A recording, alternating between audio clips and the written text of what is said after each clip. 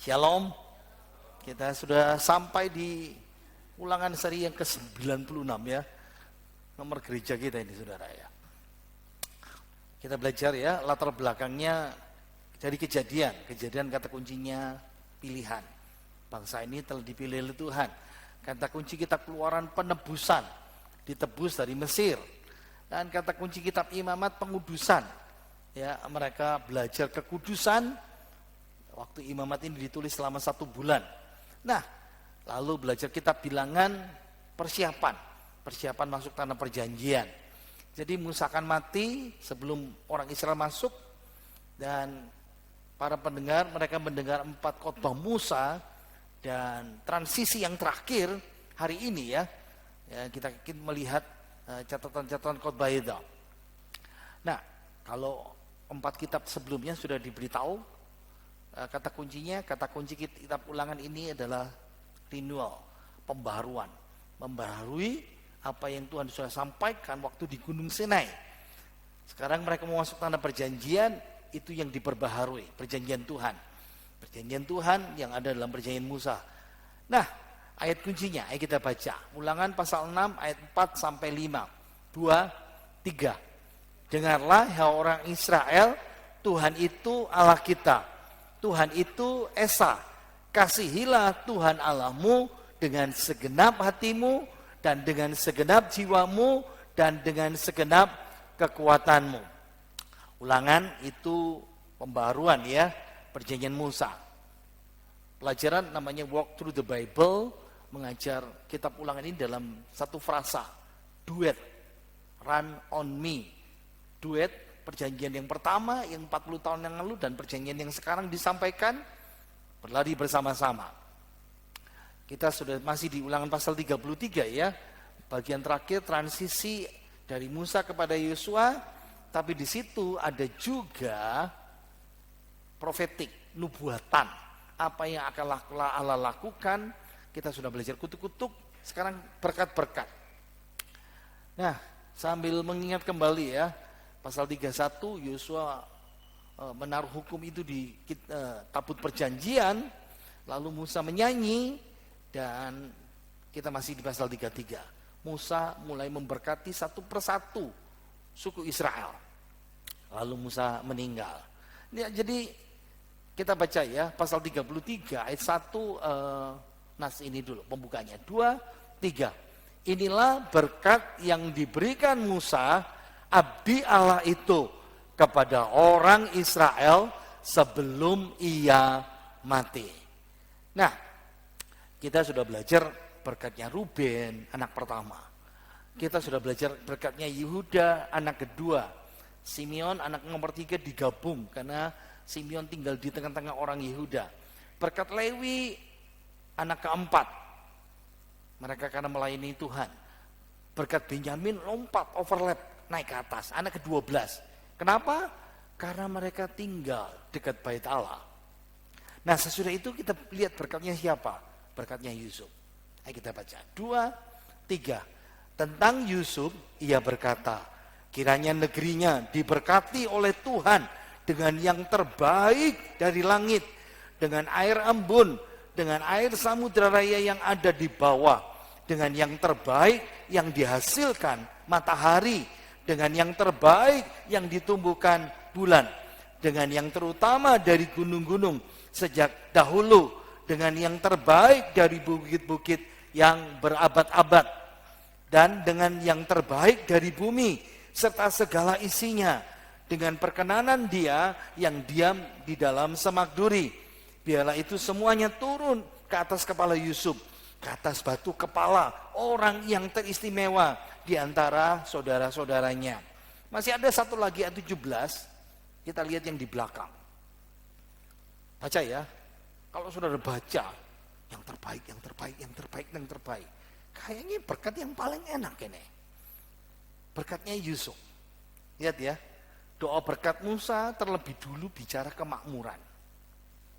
Yang terbaik dari embun, dari air samudra, dari gunung, dan bla bla bla ya. Itu berkat materi semuanya. Saya rasa kalau orang Pantekosta denger ini paling senang saudara ya. Wah, ini berkat jasmani yang Tuhan kasih.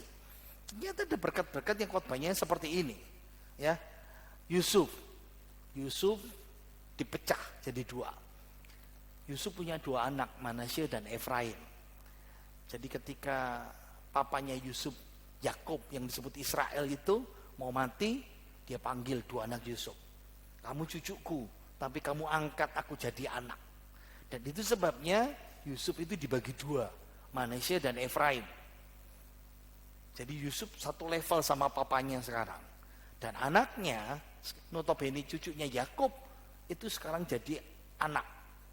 Nah, tapi ini suku-suku yang paling kuat dari 10 suku yang di utara. Ingat ya, Israel kan 12 suku. Nah, saya melihat ada kesamaan berkat. Selalu ada. Ingat ya, papanya ngasih berkat di Kejadian 49. Lalu Musa kasih berkat di Ulangan 33 yang baru kita baca. Dan ternyata sama. Apa kesamaannya? Berkatnya papanya panjang, komplit. Berkatnya Musa sama juga yang terpanjang, ayatnya yang paling panjang. Benyamin kemarin kita lihat, cuman satu ayat ya. Daftar berkatnya jelas, secara umum. Kiranya negerinya diberkati oleh Tuhan. Negeri, tanah, tempat tinggal mereka. Ya, jadi tanah milik pusaka Efraim dan Manasye itu merupakan negeri-negeri yang subur. Tuhan sudah berkati. Ya, yang terbaik dari langit, itu bicara hujan. Kalau subuh, embun.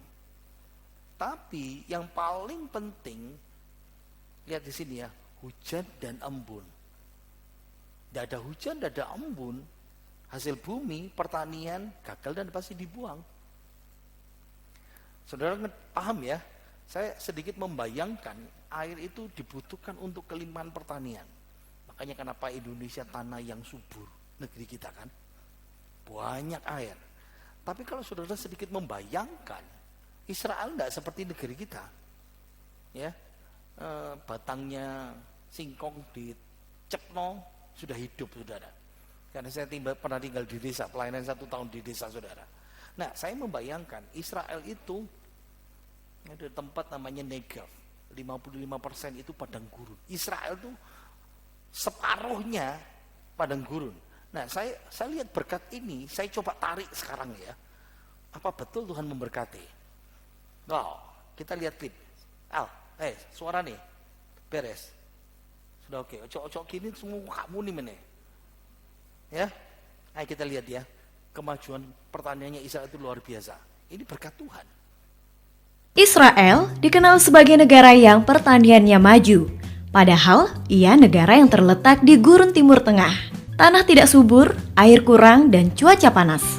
Lalu kenapa pertaniannya bisa maju? Israel pertaniannya maju karena menerapkan teknologi dalam pertaniannya. Mulai dari memiliki pusat benih yang unggul khusus mengembangkan benih pertanian yang telah dikembangkan dengan teknologi rekayasa genetika. Dengan benih rekayasa genetika yang unggul, Israel mengolah lahan juga dengan teknologi. Penggunaan mekanisasi, Israel menggunakan greenhouse. Pertanian dalam rumah-rumah kaca yang suhunya bisa diatur dan bebas dari penyakit. Pengairan di Israel pun juga sangat maju. Dia menggunakan vertigasi, fertilizer irigasi. Air dicampur pupuk dalam komposisi yang tepat, kemudian dialirkan dalam pipa-pipa yang menetes ke setiap tanaman sesuai kebutuhan tumbuhan. Pertanian di Israel menjadi efisien dan produksi meningkat pesat. Dengan biaya lebih murah, Israel bisa menghasilkan umbi, buah yang melimpah. Bahkan, pada daerah yang sulit air, Israel menerapkan penggunaan watergen. Watergen adalah mesin penghasil air yang bermula dari pengolahan udara menjadi air. Sehingga tak ada lagi masalah air di Israel, walaupun ia negara dikelilingi gurun yang kering. Atas keberhasilannya itu, Israel menggarap pertanian di Ethiopia, negara pada tahun 1990-an yang pernah mengalami kelaparan, kini berangsur-angsur meningkat kesejahteraan setelah menetapkan pertanian seperti Israel. Malah Ethiopia diketahui kini menjadi negara adidaya di bidang pertanian di dunia, urutan ke-12. Itu berkat mengadopsi pertanian yang langsung ditangani oleh Israel. Keren bukan pertanian Israel? Ia tak hanya memajukan negerinya yang kering, dan dia juga mampu memajukan Ethiopia. Saudara, Indonesia saja belajar ke sana ya. Banyak negara-negara diberkati. Ya, saya rasa negara kecil ini luar biasa. Kenapa? Ya karena Tuhan. Saya rasa seperti itu, jelas sekali. Lihat ya daftar berkatnya. Air samudera raya yang ada di bawah. Saudara pasti bingung, apa itu? Masa ada laut di bawah? Nah, ini istilah batang air yang dalam Mazmur pasal 65. Kita lebih mengenal dengan nama aquifer. Lihat ya, aquifer itu lapisan yang di sini kan untuk sumur biasa, sumur dangkal ya, kayak Indonesia Surabaya. Kita gali 2 meter, 3 meter ada airnya. Tapi mereka punya air yang ada di dalam seperti itu. Dan banyak diadopsi oleh banyak negara seperti itu. Wow, ini negara yang betul-betul diberkati Tuhan. Di wilayah kering seperti Timur Tengah, air itu yang membedakan subur atau tandus. Israel termasuk sama tempatnya, tapi Tuhan berkati. Saya melihat berita di Jerusalem Post dalam bahasa Inggris ya, the circle of years, keterangannya putaran tahun. Zaman modern mereka kan bikin rumah kaca ya, seperti itu ya.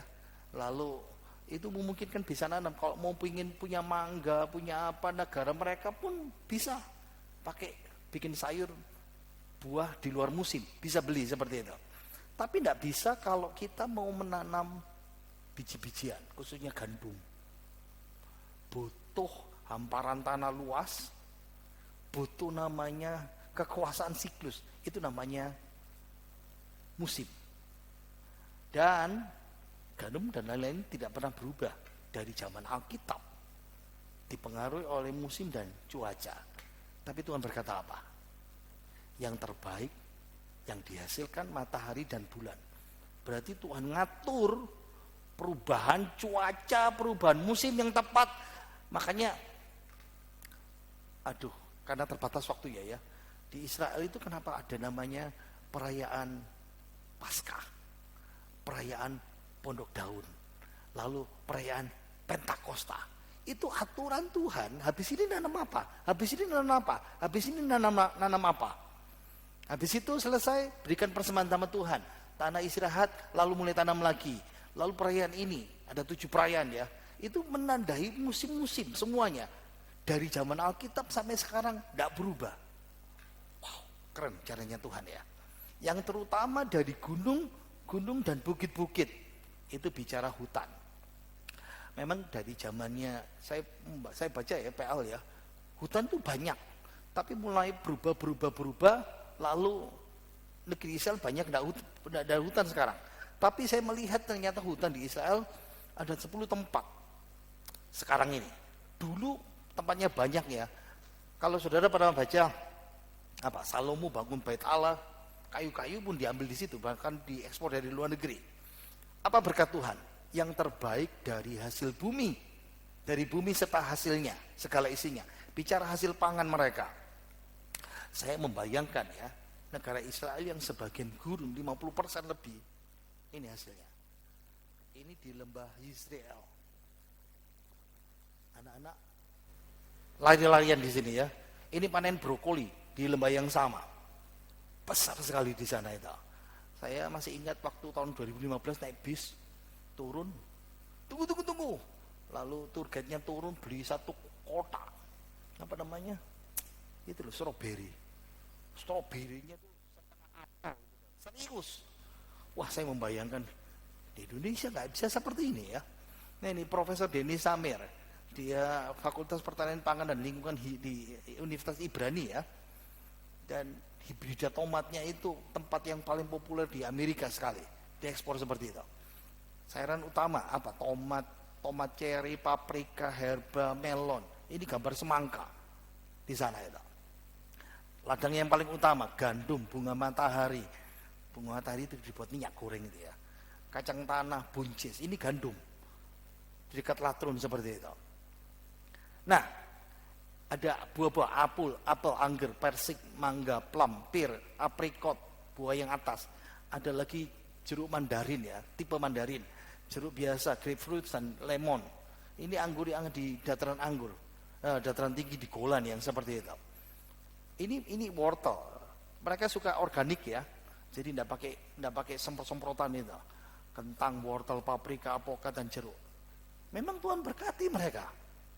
95% produknya memenuhi dalam negeri, sisanya diekspor. Dan banyak negara-negara Afrika termasuk Indonesia, karena kita tidak punya hubungan ya, sehingga selalu diam-diam belajar ke sana itu kayak apa seperti itu. Ini paprika hijau yang di sana ya, kiput hitaf.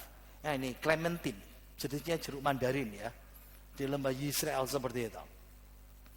Satu lagi buah zaitun, minyak zaitun ya, di gurun, ini di gurun seperti itu.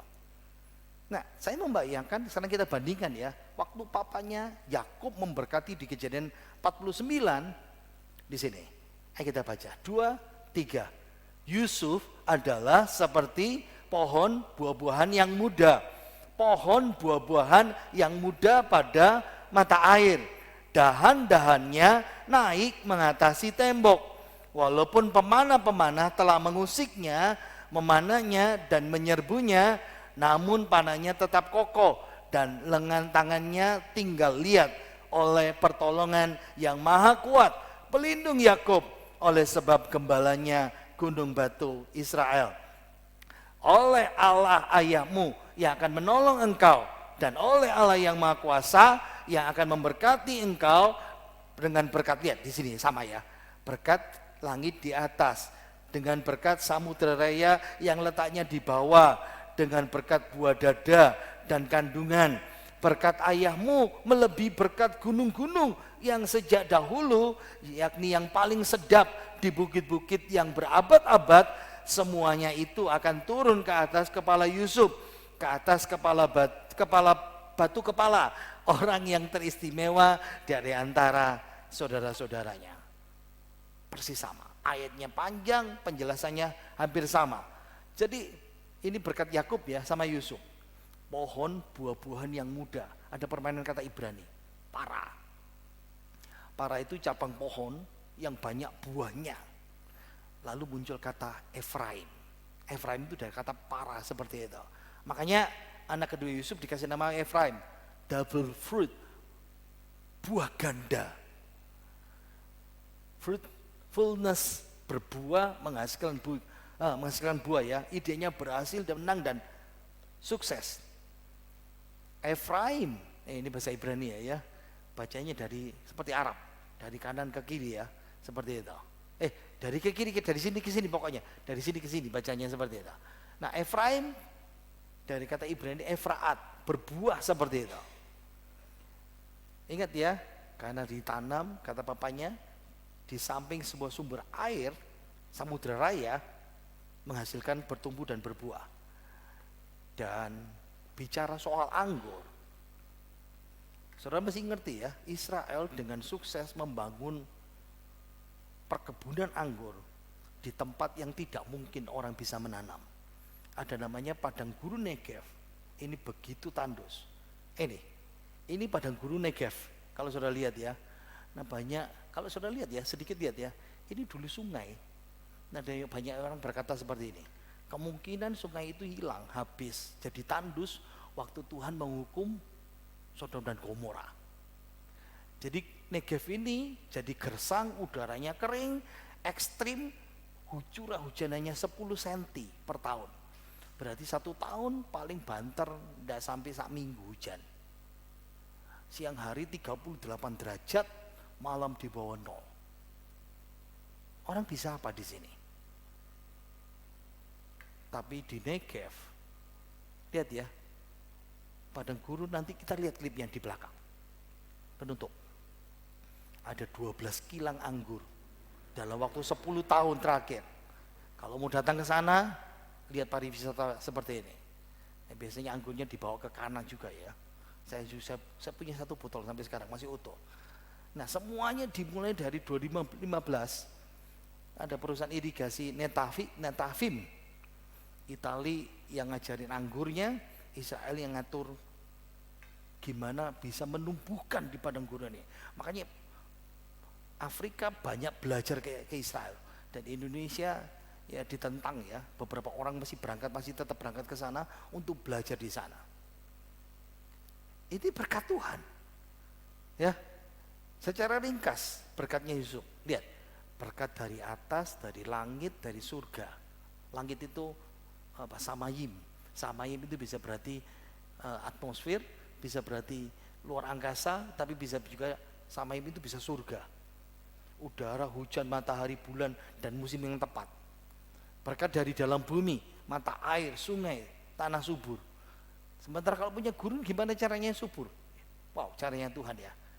Tapi yang menarik saya lihat di sini, berkat dari dia yang diam dalam semak duri. Masa Allah diam di semak duri? Ini pertanyaan banyak orang ya. Lalu penafsir Alkitab mengatakan begini, ingat ya, Musa pertama kali ketemu Allah di semak duri. Oh iya. Nah, gelar Yusuf dikasih nama teristimewa dari antara saudara-saudara. Anak nomor 11 jadi istimewa. Kita tahu ceritanya, kejadian. Yusuf dijual jadi budak. Diproses Tuhan 13 tahun, jadi pemimpin di Mesir nomor 2, lalu memberkati keluarganya. Makanya Allah dan papanya mengistimewakan. Anak nomor 10 urutannya diangkat jadi nomor 1. Ya, anak sulung menggantikan Ruben. Wow. Kita baca ayatnya yang 17:2-3. Anak sulung lembu sapinya adalah kegemilangannya, dan tanduk-tanduknya seperti tanduk-tanduk lembu hutan. Dengan itu ia akan menanduk bangsa-bangsa seluruh bumi dari ujung ke ujung. Itulah orang Efraim yang puluhan ribu, dan itulah orang Manasye yang ribuan. Jadi berkat yang berikutnya yang terakhir, ayat 17 ya. Ada 3 gambaran. Anak sulung lembu sapinya adalah kegemilangan. Nah, hubungannya dengan ayat sebelumnya ya. Jadi yang terutama, yang paling istimewa. Nah, itu simbol keagungan ya, simbol kekuasaan kerajaan. Dan ingat, ada banyak pemimpin dari suku Yusuf. Siapa? Musa mati, Yosua menggantikan. Yosua itu orang Efraim. Efraim nanti kerajaan terpecah, ibu katanya Samaria, Israel, itu tempatnya Efraim. Suku Manasye, banyak hakim-hakim ya. Ada Gideon, ada Yefta, ada Yair. Nah, digambarkan seperti Basan. Basan wilayahnya Manasye. Dan saudara mesti paham ya, di Israel dari zaman Alkitab sampai sekarang, dataran tinggi Golan itu terkenal dengan sapi perahnya, lalu jadi produk-produk dairy ya, yang produk-produk dari susu itu loh ya, dan daging. Itu mereka mencukupi semuanya. Nah, sebetulnya saya mau masukkan lagi ya, penerapan ya. Israel sudah memproduksi hampir, saya lupa ya, 0,5 ton rasanya produk daging yang siap diekspor. Daging imitasi saudara, yang dibuat dari serangga dan semuanya seperti itu. Wow, keren sekali, rasanya sama persis seperti itu. Apalagi tanduk-tanduknya seperti tanduk-tanduk lembu hutan. Menggambarkan ya, memang kekuatannya Yusuf melawan musuh banyak sekali. Itulah orang Efraim yang puluhan ribu, dan itulah Manasye yang ribuan. Jumlahnya Efraim dan Manasye sangat banyak ya. Coba lihat di situ. Kalau digabung itu bilangan 1 waktu mereka keluar dari Mesir di sini. Yang di sini bilangan 26, mereka mau siap. Nah, sekarang ini yang diceritakan si Musa. Kalau dijumlah 32.000 tambah 52.000, ini jumlahnya 85.000 lebih. Lihat, kalah semuanya. Banyak sekali. Nah, kenapa beda ya? Efraim meski lebih muda dari Manasye, lebih utama. Karena pada waktu papanya Yakub memberkati, tangannya disilang. Anak yang muda dapat tangan kanan. Makanya kalau pemberkatan kan selalu yang pria dapat tangan kanan, karena dia pemimpin seperti itu. Saya mau tutup dengan satu klip yang terakhir ya. Ingat yang tadi saya bilang tadi. Tuhan itu memberkati orang Israel dari zaman Alkitab Perjanjian Lama, dan Tuhan sudah ngomong sebelumnya pada zaman Abraham. Diberkatilah orang yang memberkati engkau, terkutuklah orang yang mengutuk engkau. Walaupun banyak bangsa memusuhi dan mengutuki, karena pemberitaannya memang tidak seimbang ya. Nah, kalau saudara Indonesia kan selalu berkata Israel masuk dan menyerang orang Palestina seperti itu. Saudara harus paham bahwa kenapa Israel menyerang, sebelumnya mereka diserang. Itu yang tidak diberitakan di Indonesia. Selalu seperti itu. Itu masalah yang begitu. Ingat ya, bukan opini orang, bukan kutukan orang yang menentukan, tapi berkat Tuhan yang menentukan. Harus paham itu. Dan salah satunya adalah klip yang akan kita lihat lagi. Klip terakhir menutup. Bagaimana negara yang sebagian besar padang gurun bisa menjadi pabrik wine yang paling enak di dunia.